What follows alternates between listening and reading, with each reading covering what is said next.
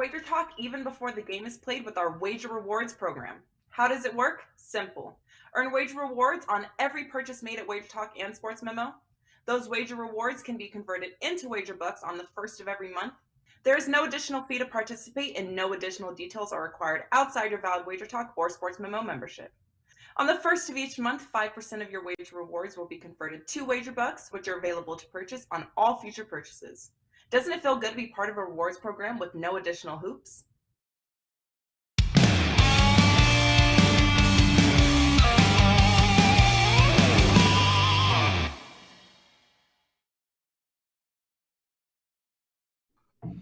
Welcome, everybody, to WagerTalk Today.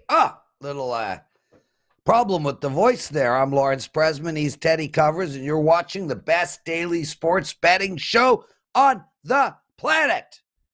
Teddy Covers. We got Adam Trigger joining us today. He's going to talk Commanders and Titans, Iowa State, Illinois. Bryan Power. He's going to talk Army, Wake Forest, Akron, Ohio, and Kelly Stewart ends the show with a wazoo and a pick on the Saints game. My friend, what did we learn in the wonderful world of sports betting last night?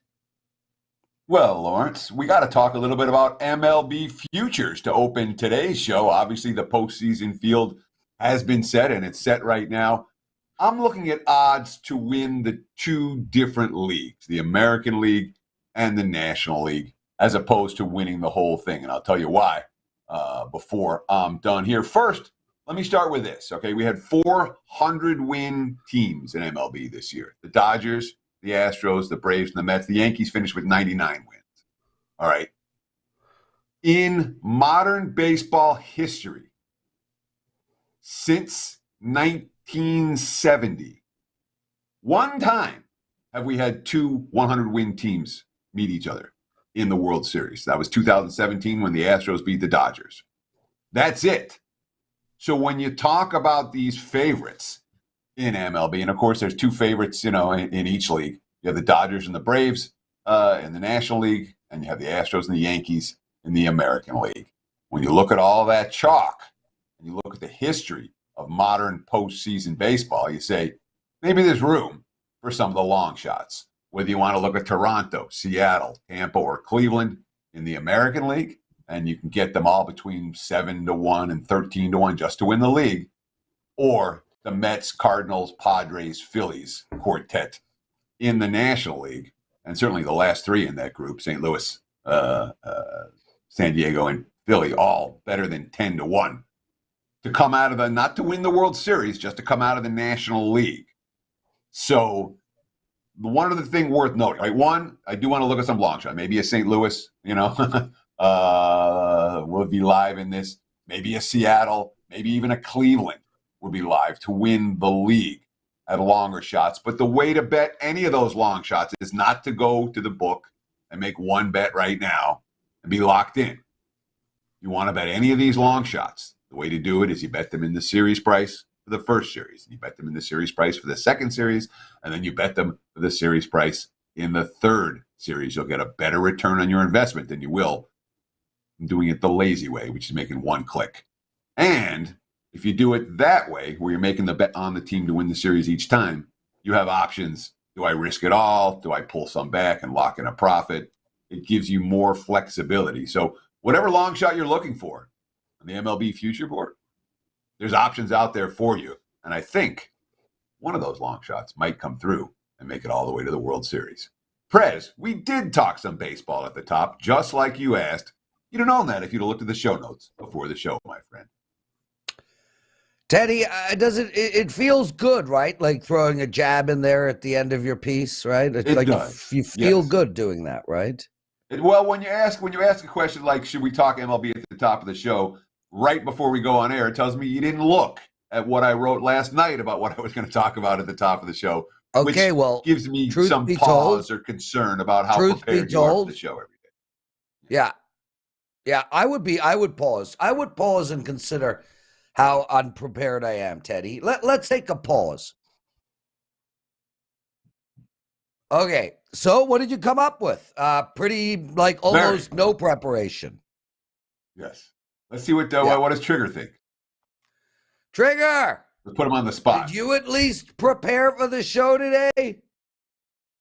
Prez, I prepare for every show. I'm always prepared for the show, but Chris Thurston does a nice outline for our hustle show on Wednesday nights. Myself, Kelly Stewart, Drew Martin, and I'm notorious for not reading it. And he calls me out all the time. He's like, well, you would know that if you read the outline. And so like it just makes me laugh because, I've always got my games ready to talk about. But, yeah, I forget to read the outline sometimes. And, it's like a running joke. Does anyone read the outline? Does anyone read the show notes? So it looks like you guys got some of that going on, too. Oh, no, that's not what we have going on at all. What we have going on is that Teddy defines himself by taking shots at the Prez, and I respect it. I got no problem with it. I have the thickest skin, dude. I dish, I receive. That's how it works. Adam, let's talk one NFL game, and then we're gonna get into the Circa competition and how well you did. But I do want to talk about Tennessee and Washington, and we've seen a line move here. There's now -1.5s at some places and -2 at the other. Tennessee against Washington, a total of 43. Adam, a lot of people like Washington that I've spoken to. It seems to be the sexy play. I don't get it. I look at this Washington team, I see a complete mess. Their O-line is a disaster. Their defense sucks. Wentz is a mess. And I look at Tennessee and I think, man, if the raccoon eats, they beat any team in football. I like Tennessee here, man. I know you're going to tell me why I'm wrong. Tell me. Well, I'll start off. I know Teddy loves this quote, so I took a couple quotes from our show last night when I gave this out as my best bet, which was Commanders +2.5. And I've since added it as a client play. So it's actually a 4% play for me. Kelly Stewart said, Trig, you better go take a shower after you gave that out. She also said, I don't hate my money that much in reference to putting it on the Commanders. And could I willingly give Commanders +2.5 to people that I love and care about? No. But that's what I'm going to do because I had a 5% play with the Commanders last week. It lost. I'm going to come back with them here for a couple of reasons. And to answer your question, Prez, here's why I think they can beat Tennessee. First of all, their run defense is good. And typically teams that do well against Tennessee are able to stop the run and force Ryan Tannehill to beat them, which is what I think the Commanders can do here. Second, Tennessee does not stop the run at all. And I think Washington is going to have a little bit more success in addition to the fact that I don't think the Titans will be able to get after Carson Wentz the way the Eagles and the Cowboys did. So for those two reasons, I think Washington has a much better chance to move the ball here. And had they been able to sort of move it, I mean, they moved it fine for the most part against the Cowboys. They just got themselves, they kept getting themselves in third and long and kind of behind the chains in that game. But I don't think that's going to happen here because I don't think the Titans can stop the run. And I don't think the Titans secondary is as good as the secondaries that the Commanders faced the past 2 weeks, which makes me think Wentz will play a little bit better, won't be under as much pressure. And when he's not harassed as much, he's not that bad. Of course, and then it comes down to the spot. The Titans come off a big win over the Colts. I just think they could come out a little bit flat here. The Commanders, back-to-back losses, should be on high alert. I think the wrong team's favored. The market's starting to agree with me. I gave this to my clients at +2.5. It's now down to 1.5. I think the Commanders is the right side, and it's a 4% play for me. So I'm trying to decide, is this a contrarian angle or is this a spot angle? Or do you think Washington is every bit as good, if not better, than Tennessee? At the end of the year, are the Commanders going to have as good a record as the Titans? Are we going to have them even in our power ratings? So which of those three is the crux here? Because it feels like it's a little bit from each of the three columns, and I'm not sure which one. Because I'm with Prez. You nailed it. It's all three. It's all three for me. I came on your show prior to the season, on your Sirius XM show, and I said I was going to be betting against the Titans at any turn that I could.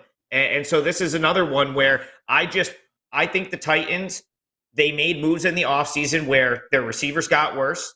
And they've shown that if you stop Derrick Henry and can put the ball in Tannehill's hands, that they're vulnerable. Similar to, I got in I had the Titans against the Bills. The Bills stopped Derrick Henry and blew him out. And the Giants did it to an extent and managed to win as an underdog. So, the spot, it's that. And then, it is a little bit contrarian because who wants to bet the Commanders after the last 2 weeks? I don't think you're going to see people rushing to the window to bet the Commanders, but it's moved from 2.5 to 1.5. Someone probably agrees with me there, and I think I'm on the right side. Adam, listen, we're going to keep on this game because I just love that Teddy agrees with me. We should take a pause. Adam, Washington's run D, 16th best in the league, allowing 112 yards a game, 4.4 yards per carry. I am lost here. Yes, there are people that are putting money on Washington right now. I get it. But I mean, Derrick Henry is going to feast on this team. It's going to set up for you, Trigger. Yeah. Go ahead. So, first of all, when we look at rushing yardage, we never, ever, ever, for any reason, look at aggregate rushing yard stats. It's a meaningless stat. It's not predictive. Okay. The way we look at rushing numbers is yards per carry allowed. Where Washington is 4.4. Right, which you did. Yeah. You first made me groan when you said there are 112 yards per game, and nobody cares about that. It doesn't do any good for handicap. Okay. Okay. But the broader issue here is that Washington had the one game against Detroit where Detroit reeled off a bunch of big gainers against them. And in the other 3 games, the run defense has been solid. So they had the one bad game against an explosive offense. The other 3, it has not been an issue for the run defense. Adam, did I miss something for you? No, I was going to say it's really been the last 2 weeks, right? Like they got it together. I believe they shut the Eagles out in the second half of that game, and they kept Elliott and Pollard in check last week. So I'm willing to roll the dice with him here. If they can stop Henry, I think they stop the Titans, and I think they win. Okay, there you go. Look, I'm not betting Tennessee. And I'm not betting Tennessee because of guys like yourself and all the people I speak to who really do like Washington. And although I like Tennessee here, I don't win 100% of my games. Oh, I wish. So I could be missing something, and I'm going to respect the words of the wise around me. So this is I'm not going anywhere near the side in this game. Talk us through the circa, man. So Carm and you and your group tied, and now you're a lot richer with a wedding on the horizon. I mean, the timing is spectacular.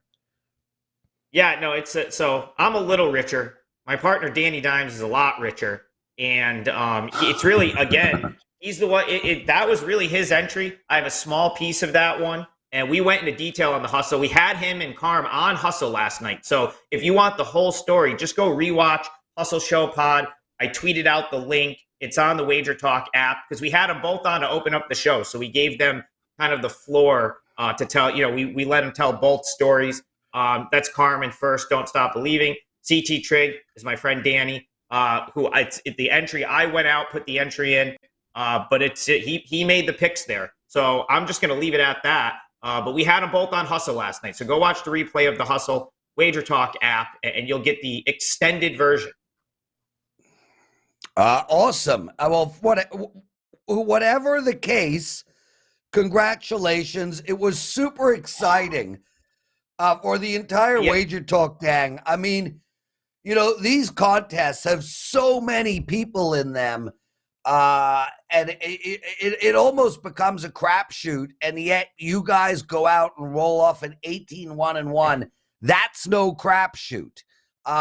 Way to go, man. Congratulations. So, and him and I have to go out to Vegas, which will probably be in the coming weeks. So I'll tweet out when we're going to be there. And, we'll probably do even a mini hangout or something. The drinks will be paid for. Let's put it that way. So, if you want to hang with us when we're out there, I'll tweet it out. Trig, if you need someone to pick up that money, you just let me know, dude. I'll be happy to pick it up. I'll hold it for you for 60. I never had 60 before. Dude, Teddy will do the Nightingale over at the roulette table with your money. The Nightingale? No, what Martingale, the Martingale. Oh, Martingale, bugger off. yeah. Just play till you win. Just play till one hits, basically. Yeah, exactly. Adam, let's get into some college football. Illinois is playing Iowa State. No, Iowa. It's -3. What are you doing in this game? So I audibled from USC Washington State because Kelly's going to come give a great breakdown of that game in a little bit. But this is one I'm also looking at, and I'm looking at the underdog here. Listen, Iowa, they're dead last in yards per game, 242, dead last in the country. 16 points per game is one of the worst marks in the country, but their defense is elite, and I just want to I want to go against Illinois, who I don't think is going to function the same as a favorite.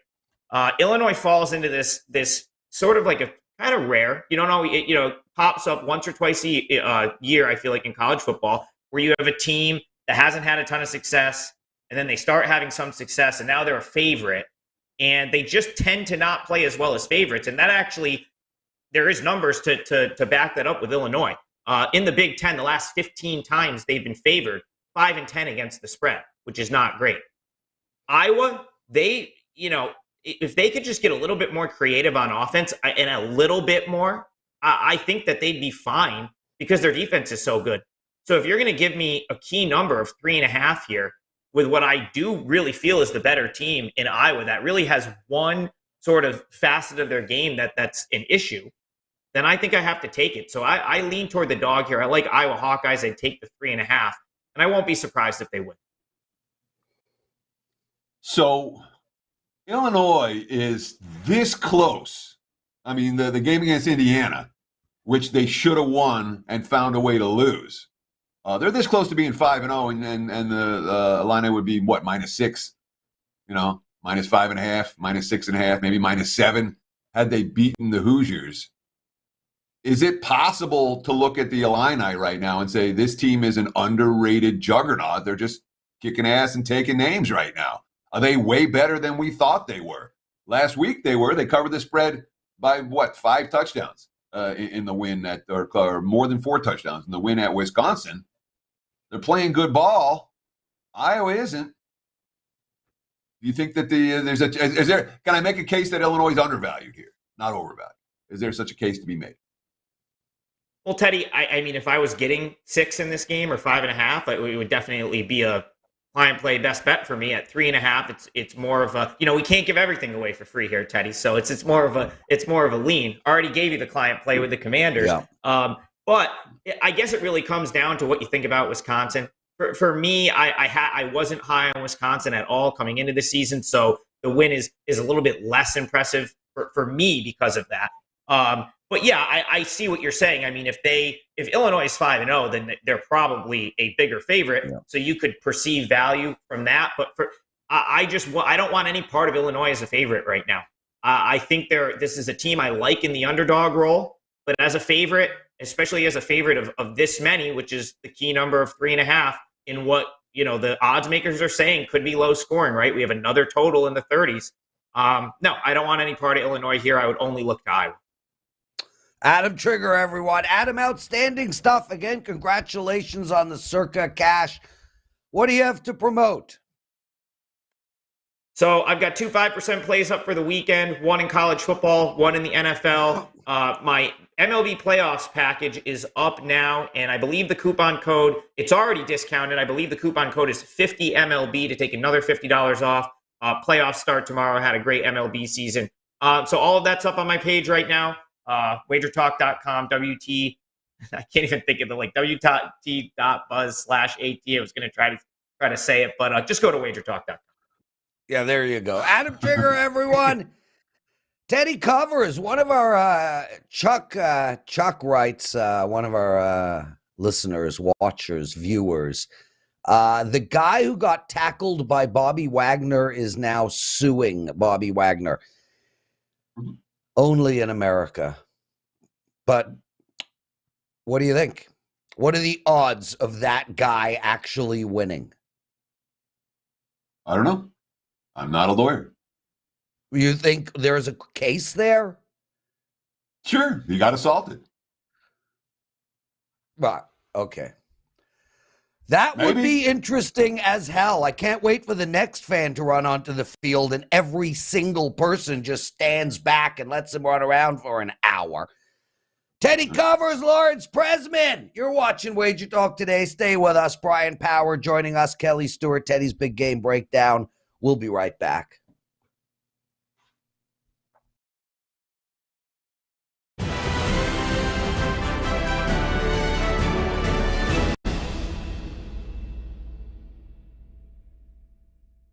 You're a winner at WagerTalk even before the game is played with our Wager Rewards program.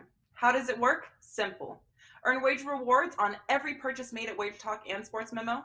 Those wager rewards can be converted into wager bucks on the first of every month. There is no additional fee to participate, and no additional details are required outside your valid WagerTalk or Sports Memo membership. On the first of each month, 5% of your wager rewards will be converted to wager bucks, which are available to purchase on all future purchases. Doesn't it feel good to be part of a rewards program with no additional hoops?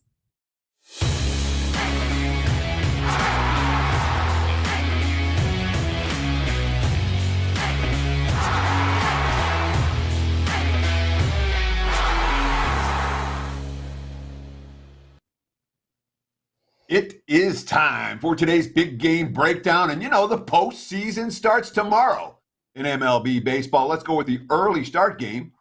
I won't have a chance to talk about it on tomorrow's Wager Talk Today because it starts at 9 a.m. Pacific time, noon for you back east. That, of course, is the Rays and the Guardians. Right now, looking at the Wager Talk live odds screen, I'm seeing Cleveland anywhere from, I'm seeing as low as minus 109 to as high as minus 130. Let's call it minus 120 for the Guardians right now. You can definitely shop around and find some variance on this game. Total sitting at 6.5. Heavy juice to the under, minus 20, minus 25 on 6.5 to the under. And look, I know there's no carryover from the regular season to the postseason, but Tampa hasn't played good ball at all down the stretch. They lost their last 5. They're 11-18 their last 29. And in 19 of their last 20 losses, the Rays offense hasn't worked. They scored 3 or less. In the 20th loss, they scored 4. 2 wins during that span, they scored 3 or less. So that's 2-19 when they're scoring 3 runs or fewer, their last 21 tries. Are they getting a 4 in this game? I wouldn't bet on it.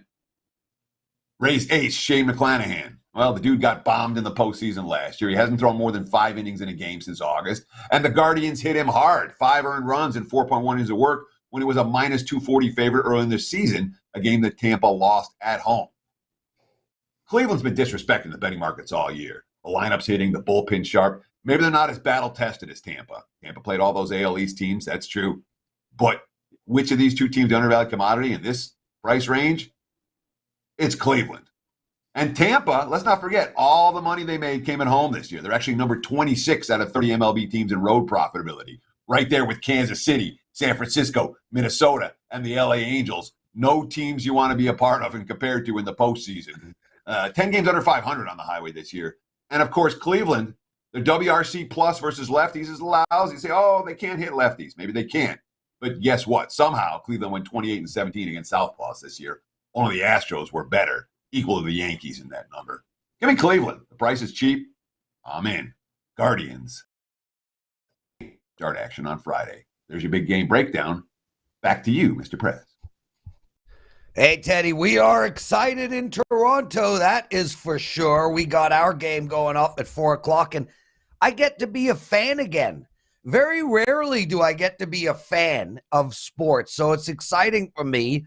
And we got our beast on the mound, 4 p.m. Eastern. Teddy, one of our listeners, before we bring Bryan Power in, one of our listeners is calling me a psychopath, and because I'm a psychopath, have I watched the Jeffrey Dahmer documentary on Netflix? Firstly, I know you're kidding about me being a psychopath, but if you're not, I actually am a psychopath, and I'm okay with that. I wear it. I've been able to control my urges for 53 years.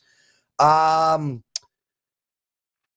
I haven't watched it yet. I'm actually Teddy's going to be annoyed here. I am binge watching the entire Star Wars catalog. I just finished Obi-Wan Kenobi last night, and I got about another 40 hours of Star Wars ahead of me. Teddy, let's bring Bryan Power in, because I know you got nothing to add to that part of the conversation. Bri, Correct. you binge watch Star Wars? Can't say I have, Prez. No, can't say I have. I'm with Teddy. Okay, you basically spend all day and all night studying sports. That's what we're going to go with here on the program today, yes. Okay. Yeah. Brian Power, everyone. And guys, Brian Power has recently added to Wager Talk July-ish, July, August, right, Bri? Somewhere around there? Right after the All-Star break, man. Feeling good. You guys have been and you've done great. Incredible since then, dude. Clearly the force has been with you. Kelly, roll Very your eyes. nice. I saw you, Kelly. I knew that was coming. Brian, let's get straight into it. Okay. I lost my show notes because I was too busy talking about other shit. Okay, Army plus 17 against Wake Forest. Look at Teddy's face. What do you like in this game? Okay, so I'm going to paint both games I'm talking about today here with sort of one broad stroke. We're looking at two teams that last week covered as underdogs. One of them won outright. I thought in both cases the final score was misleading, and now they're laying double digits this week. So we're going to start with the team that won outright, Wake Forest. I think, guys, we can agree in retrospect that Wake shouldn't have been getting 6 in Tallahassee last week, but I don't think they should have won 31-21 either. They were outgained 6.2 to 4.8 on a yards per play basis. Went 3 for 3 on fourth downs. Not going to do that every week. And let's back it up a little bit. Who did Wake play 2 weeks ago? Clemson. Double overtime game. They lost, but it was close. So we're looking at Clemson, Florida State. That's what we're coming off for the Demon Deacons. Do we think they're getting up for Army this week as they take a pause in the ACC schedule? I do not think they are going to get up for Army. And if you go back another week before that Clemson game, I actually played against Wake, laying a similar number against Liberty, and they needed a missed 2-point try on the final play just to win that game by 1. So this number's been bet up. We're sitting at 17 last I looked with Army, and Army's, I think we can all agree, probably a pretty disciplined outfit. They're not going to get penalized as much as Florida State did last week. And Army's also coming off an outright loss, Prez and Teddy. A weird game where I think they turned it over on downs or fumbled 4 times in Georgia State territory. Once at the goal line, a fumble. So they should be motivated. And I think I speak for most people when I say service academy teams better as underdogs than as chalk. So give me Army getting 3 scores in Winston-Salem. So from a spot standpoint, it makes perfect sense, especially Wake's got a bye next week as well. So, they got off to a lead. They're likely to fall asleep in this ballgame. It happens all the time with teams before the bye. But this is my question, Brian, and this is what I can't get around. I can't picture in my head how Army's going to stop Wake Forest from moving the ball up and down the field. The RPO for Wake is at a very high level, and Army just doesn't have the athletes at the line of scrimmage or in the secondary to guard the Demon Deacons downfield. So even in a flat spot, I'm really worried about the matchups for the Black Knights in this one. Are you worried about that as well? Yes, obviously trading points with Wake could be a concern, but here's the thing, Teddy. What if they just sit on the ball? What if we got 35, 40 minutes time of possession? Just keep Wake's offense off the field. I think that's the key. We know what Army's going to do. We know what their offense is all about, and I think that's the key to their game plan. Just keep the Wake Forest offense off the field.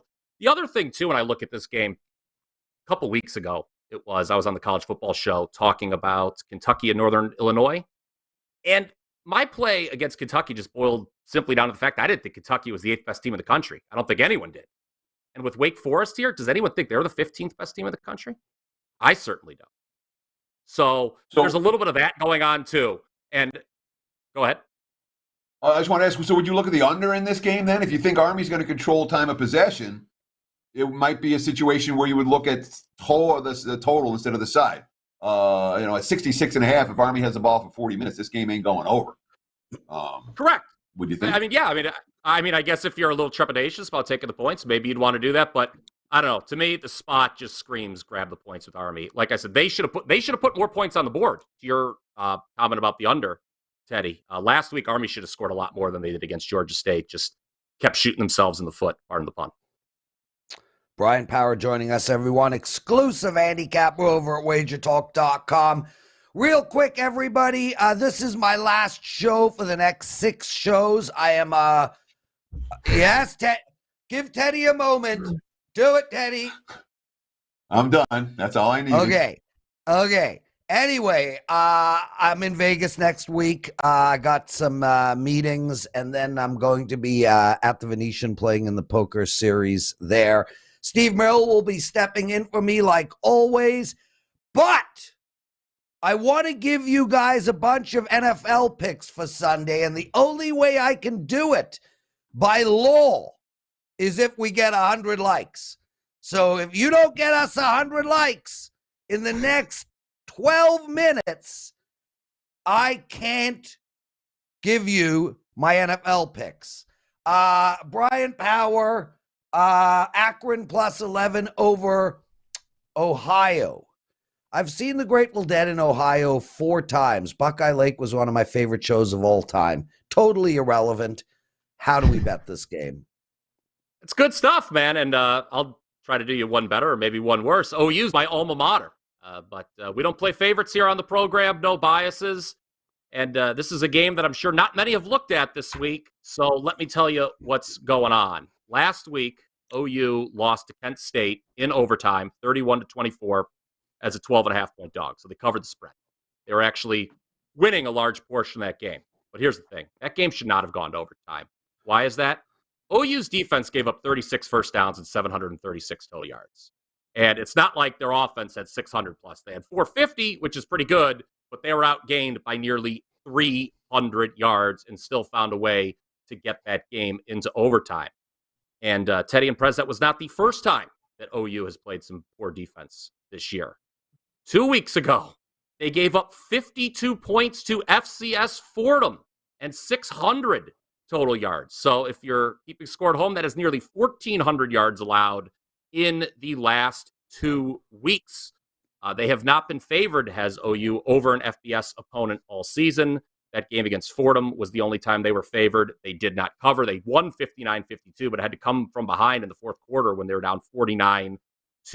I don't think there is a defense that is this bad that's going to be asked to lay double digits probably all month, and who knows, maybe all season. Now, I have conveniently left out OU's opponent, Teddy, who is Akron, certainly to be found at the bottom of yours and probably everyone's power ratings right now.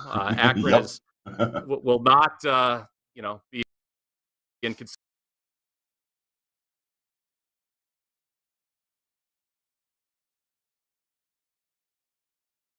We were having some audio issues, unless it's just in my.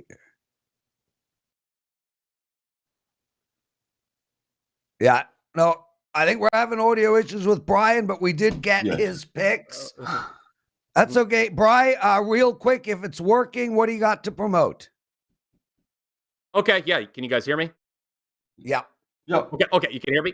All right, cool. So we're on an 11-2 and 1 run in the NFL. So feeling good there. Nice. 8-1 in prime time pick, NFL and college. It was 8-0 going into last night. I don't know what SMU did at half, but I hope no team I ever bet on from here forward ever does what they did, because that was a pathetic second half from the Ponies.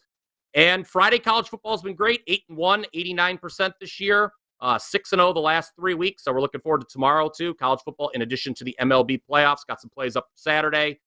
Feeling good. Sorry for the audio issues there, but yeah, Akron's ugly, but they did play Liberty and Bowling Green, 2 teams that are better than Ohio, pretty even in terms of total yards the last 2 weeks. So I think Joe Moorhead's team can get the cover, getting 11 in Athens. Awesome stuff, Brian. Way to go, man. We'll have you on every couple of weeks. Thanks for joining us. And no, I didn't plan on watching Clone Wars or Rebels. It's just too much. It's just too much. Teddy, let's bring Kelly in. Kelly, how are you? Hey, Prez. I am doing very well. No complaints. Okay. Teddy does charge $5 a complaint. Man, he's made so much money off his wife. It's insane. Yeah, right. Prez, well, she has to live with him. That's like 7 complaints a day right there. Take the over. Take the over? No. Yeah. No, she's a fucking saint. I can't say that. Oops, wrong show. I'm usually allowed to drop F-bombs on my shows these days. But yeah, listen. No, we're done talking about wives and complaints. We're going to talk about football, Prez. Okay, Washington, Arizona State. Let's start there. What do you like in this game? Minus 13 and a half. Washington State. Come on, Prez. Come on, Kelly. Leave me alone. Washington State. Go ahead and yeah, go ahead. Teddy now you know why Teddy gets so frustrated with you. Listen, this is a play against show. Exactly. The fact that he hates you makes the show. That's why people tune in to watch Teddy's impressions against 100%. You. I'm on Wazoo. It's my best bet. I gave it out on bet on it. If you guys already missed it, was 13 down to 12.5 now. And I think Washington State has a shot to win this one outright. Washington State, I was on a couple of weeks ago against Oregon, and they absolutely blew that one themselves. And I think they'd like to get that one back. But more importantly, this is a USC team that has benefited almost every single game outside of Arizona State from turnovers.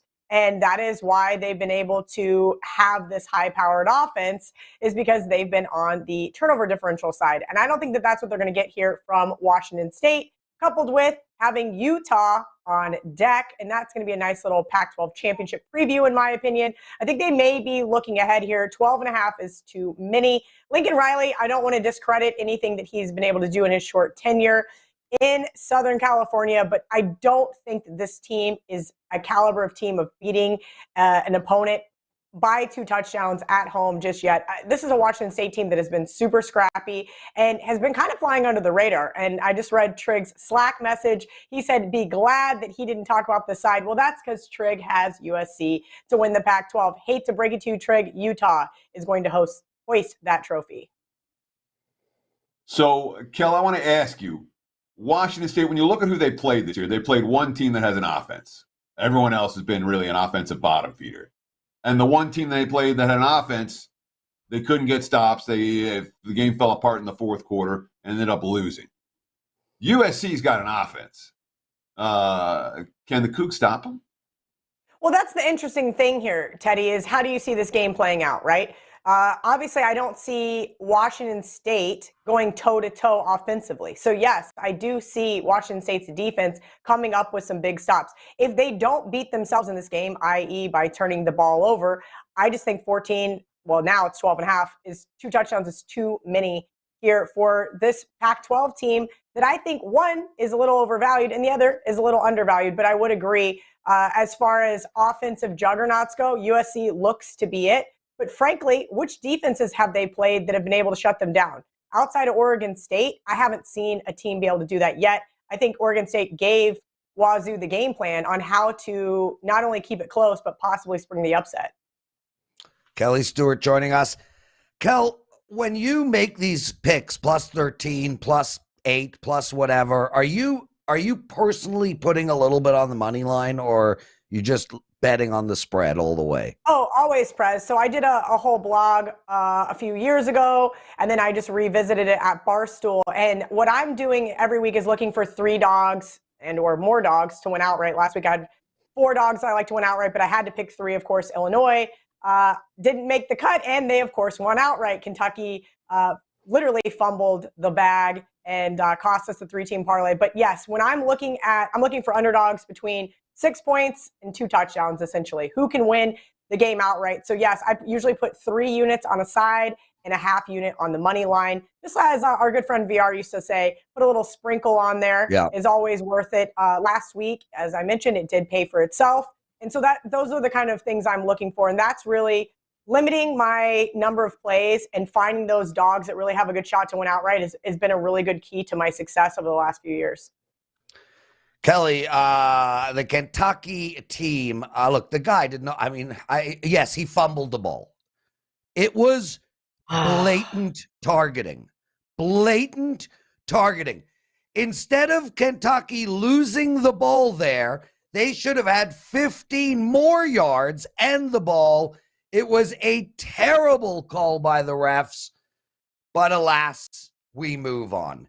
New Orleans Saints, man, there's a 4.5 on the board now, a 5, still mostly 5.5s.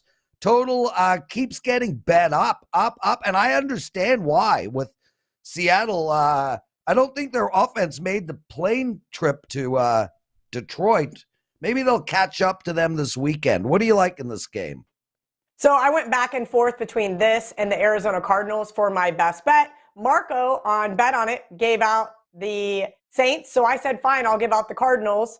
And that's just because really sometimes trying to navigate a best bet isn't the easiest thing for me to do. And because I basically like 3 horrific teams, I picked the one that was least disgusting in the Cardinals. But I'll talk about the Saints here. And that is because I do think that Seattle is the square dog of the week. Joe Ranieri made a joke and asked who had a Geno Smith MVP ticket in their pocket, right? Can Geno have another impressive week? And I really don't think so. Not against this Saints defense. And I know Marco said on the show he didn't care whether it was Jameis Winston or Andy Dalton. I would love for it to be Jameis. Unfortunately, I don't think it's going to be. But let's talk about Andy Dalton. He's no slouch. He was able to maintain a quarterback level, an NFL quarterback level, if you will, against the Vikings and not really shoot himself in the foot. And that's what we're going to get from him again here this week. And what we're also going to get is a horrific Seattle defense. And I think that he will be able to exploit that. Seattle, while all means have been kind of impressive this year, they're just not good on defense. They're not good against the pass. They're giving up 9 yards per attempt over the last 4 weeks. They are just not a good football team. And I think offensively, they aren't going to be able to go toe-to-toe with the Saints because we know that Saints defense is really why I made several bets on this Saints team. I think that they're going to be able to take advantage here, whether it's Jameis or Dalton, against this porous Seahawks defense. And I'm going to lay the 5 here. Definitely, like Prez said, check the WagerTalk odds screen. That's how you should be shopping around. Yeah. And frankly, if it's down to 4.5, everybody just pause. Just hang out. See if we can't get it down to maybe even as low as 4 here. Kelly, just real quick. Don't the Saints stink? Oh, they're terrible. The only win they have this year came against Atlanta, where they had a rally from behind in the fourth quarter against a team that's lined to win 5 games. They've lost every game since. They lost at Carolina, which certainly doesn't look real good in retrospect. They lost to Tampa, who hasn't looked good, who hasn't won a game since. Is this a team we really want to be laying more than a field goal with? Well, I think that's what's interesting, right? So you have a perception of New Orleans, right? Let's talk about that Bucs game. It was 3-3 at half. Second half, Mike Evans goes toe-to-toe with Lattimore, and they both get booted from the game, and that was all she wrote. It kind of was a killer, if you will, from a betting standpoint. That was the only best bet I've lost this year. But the Saints are a team that I would rather obviously back as a dog than a favorite here. But this isn't a play on the Saints, Teddy. This is a play against the Seahawks. 555 yards of offense. You think they're going to get that again this week? Absolutely not. The worst defense in the league, or really close to it, is just going to get exploited here. I think that, as I mentioned, I thought Andy Dalton filled in all right in London. And if it is him again this week, I'm not concerned with it. I mean, the guy's played 133 NFL games as a starter. And I do believe that we're seeing this love for Seattle coming in. They're the square dog of the week. I'm going to lay it with New Orleans. Kelly Stewart, awesome. Kel, where can everybody see you, hear you, etc.? And then we got to get onto the NFL for the daily presidential address. But people can't wait for that, Prez. So I'll just call it. I know, Kelly. It is the most sought out information in the world. Prez, we love you, and that's why you're the WagerTalk punching bag, particularly in the Slack channel. All jokes aside, you can find me over at Barstool Sports. You can find me on Bet On It at WagerTalk. I'm actually getting ready to, in 16 minutes, film my weekly college football videos with Dave Koken and Adam Trigger, both of WagerTalk. You can find me on Money Shots with Megan Making Money Mondays, Thursdays, and Fridays on the Barstool YouTube channel. I'm pretty much all over the place at this point, grinding out football season. I cannot believe we're already week 6 of college. We're almost halfway through college football season, and it feels like I've aged 100 years already. Kickers have plagued me. Fumbles have plagued me. Bad refs have plagued me. It has been a bad year for kickers in particular. I know I make a lot of kicking for losers jokes, but man, I actually told somebody the other day, in my spreadsheet, I have a column. How did I win? How did I lose? Right? Was it a bad call? And I just wrote some obscenities in the Kentucky line because it was such a frustrating game. And I think we're going to see some regression come back on that. Maybe a couple bounces go our way. Maybe a couple of bad calls go our way. Maybe a couple of missed field goals end up going our way. Kelly Stewart, everyone. And Zachary and Patrick, I see the love. Thank you, guys. Teddy, last daily presidential address for 6 days. Dan, cue it up, baby.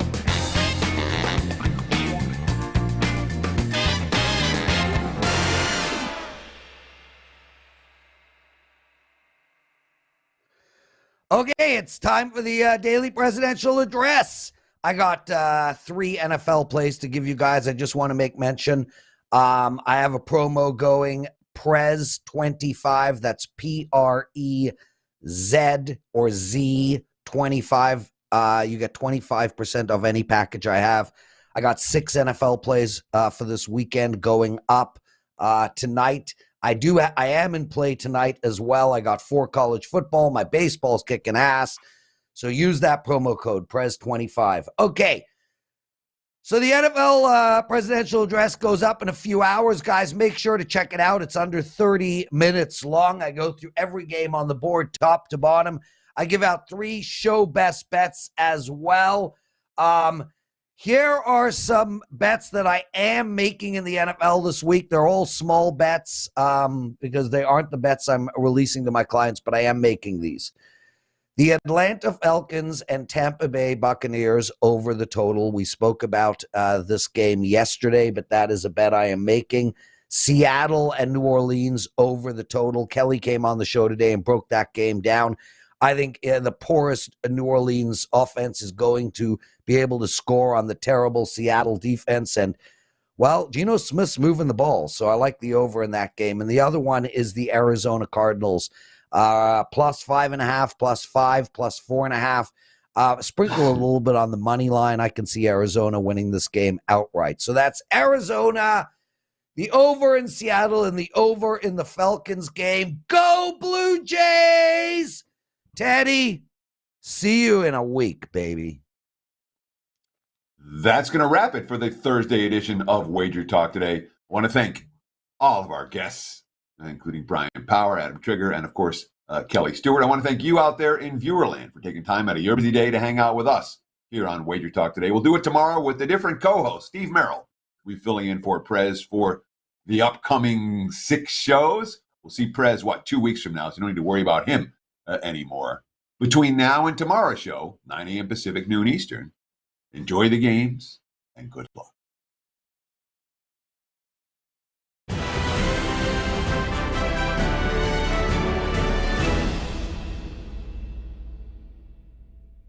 You're a winner at WagerTalk even before the game is played with our Wager Rewards program. How does it work? Simple. Earn Wager Rewards on every purchase made at WagerTalk and Sports Memo. Those Wager Rewards can be converted into Wager Bucks on the first of every month. There is no additional fee to participate, and no additional details are required outside your valid WagerTalk or Sports Memo membership. On the first of each month, 5% of your Wager Rewards will be converted to Wager Bucks, which are available to purchase on all future purchases. Doesn't it feel good to be part of a rewards program with no additional hoops?